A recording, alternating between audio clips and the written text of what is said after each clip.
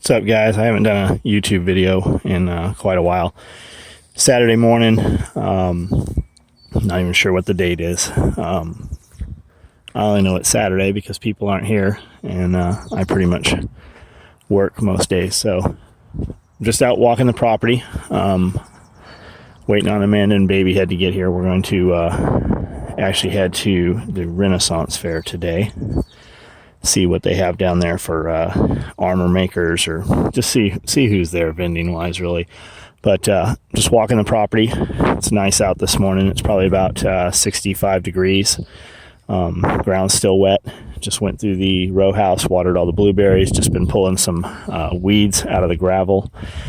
We put down literally hundreds of pounds of clover and grass seed and all kinds of stuff, and it looks green. But most of this is all kinds of, well, what you'd call weed. I don't really know what it is. There is some grass growing here because everything washes down. But amazingly, in the gravel, there is fucking grass. I have a better lawn growing in gravel than I do where I actually want it to grow. But I'm just out walking around. Thought I'd do a real short video, load it up to YouTube. These are the trees we put in. They've been in the ground less than a year. I'm not sure how long. I'll bet they've been in the ground 9-10 months maybe. Tractor Supply last year, we were in there to get something for the animals, and all their trees, their fruit trees out front, were on clearance, and we got them for like $15. And I'd always heard, Tractor Supply trees are junk, and it's just your generic shit and blah blah blah, and you need to buy these other trees. Well, I bought all of the fruit trees Tractor Supply had, and we got them in the ground. That became quite a project. The ground here is gravel. It's really hard. You're definitely not digging it with a shovel.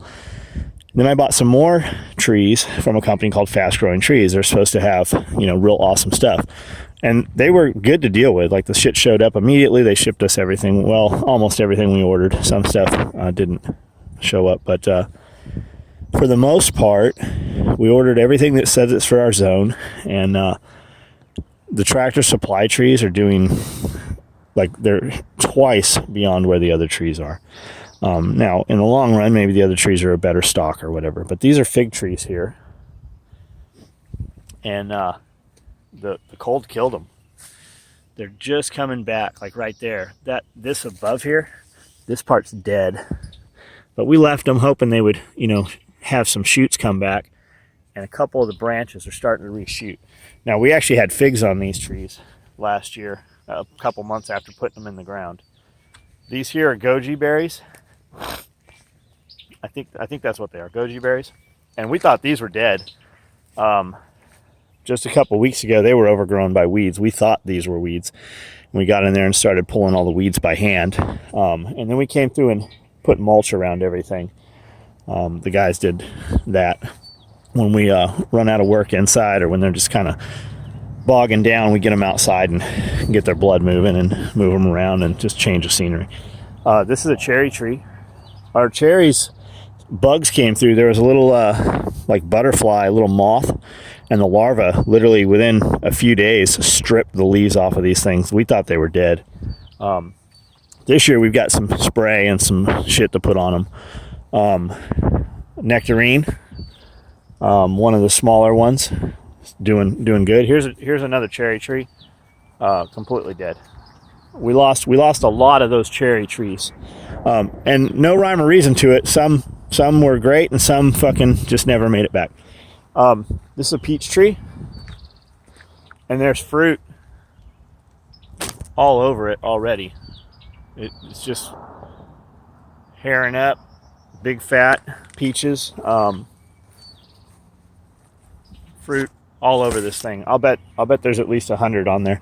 There's some are already hitting the ground and falling off through the storms, but this tree is at least 8-9 feet tall already. And when we bought them, we weren't planning to buy any trees. We just threw them in the back of the Excursion, and God, what a fucking mess that was.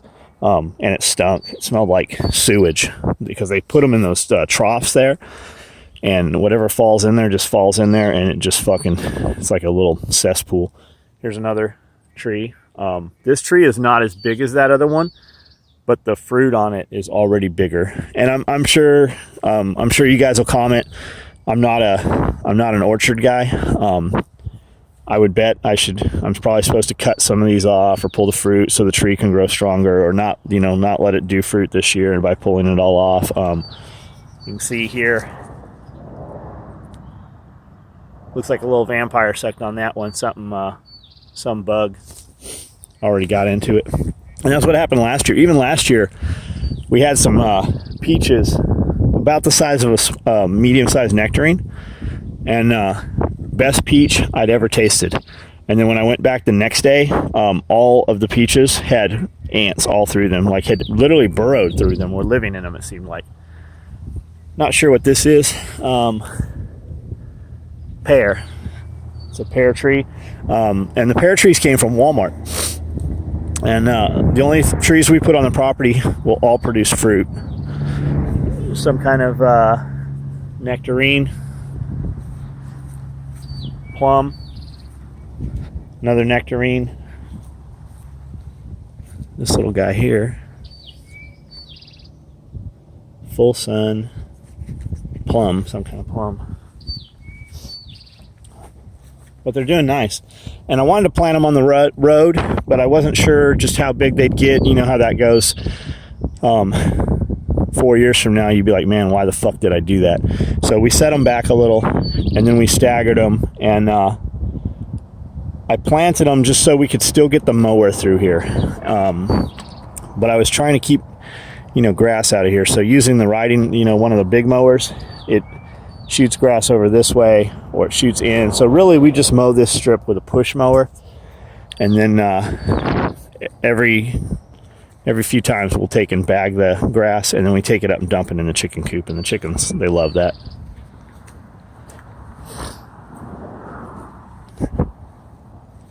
But we planted 20 or so last year, and it became a pretty big deal. Like, I thought we were just going to dig some holes. Nope.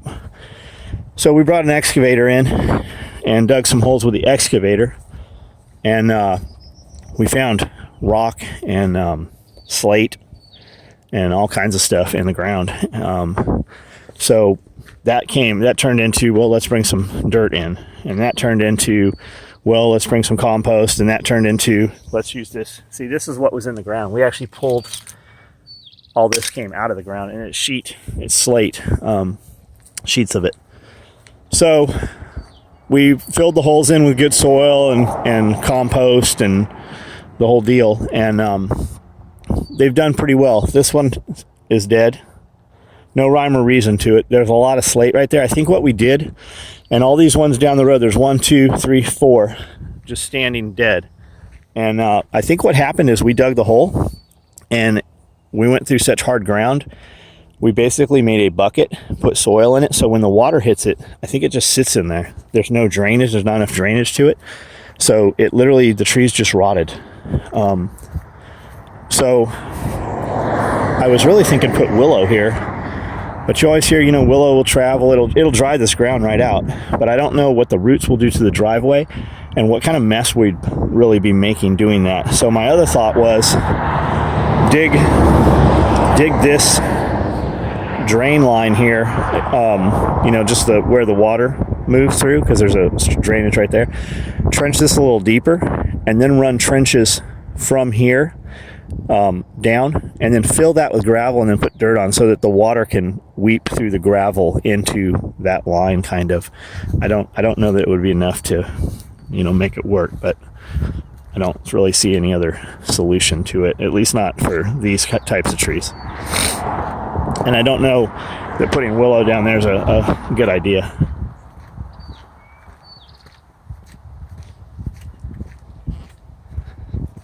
But we went to Tractor Supply a couple days ago and got another 8 trees. That's all they had.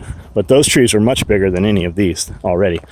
So I want to go eeny, meeny, miny, mo, in between every one, So we got one here, one up, one here, one up, one here, one up. And during the day, they get full sun. But those ones on the hill, they don't quite get as much sun, and they are not as big as these. So I'm guessing it's shade. They're not getting as much sun, so they're not growing as fast.